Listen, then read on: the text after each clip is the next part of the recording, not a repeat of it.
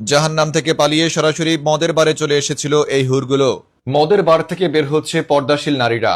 ধারণা করা হচ্ছে তারা বারে গিয়ে দিনের দাওয়াত পৌঁছাতে গিয়েছে।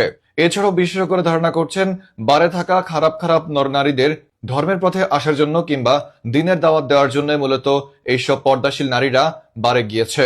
তা না হলে এত পর্দাশীল নারী যে কিনা ক্যামেরার সামনে মুখ দেখাতে যাচ্ছে না, সে কি করে বারে যাবে কিংবা বারে গিয়ে পুকি দেখাবে? আমি বুকে হাত দিয়ে বলতে পারবো নিশ্চয়ই তারা সৎ ছিল, কিন্তু আফসোস পুলিশ তা বুঝতে পারেনি। আর তাই তো পুলিশ বুঝতে না পেরে সেই সব পর্দাশীল নারীদেরকে থানায় তুলে নিয়ে চলে যায়। বারে থাকা এইসব পর্দাশীল নারীদের নিয়ে বিস্তারিত দেখেন রিপোর্টার লাঙ্গের আশা কইরা ভাতার হারানো এক যুবতীর বয়ফ্রেন্ডের রিপোর্টে। আমি বুকে হাত রেখে বলতে পারবো এই আপুগুলো সৎ উদ্দেশ্য নিয়ে মদের বাড়ি গিয়েছে। তবে হ্যাঁ, আমার বুকে নয় বরং তাদের বুকে হাত রেখে বলতে পারবো, কেননা আমারও তো মৃত্যুর ভয় আছে।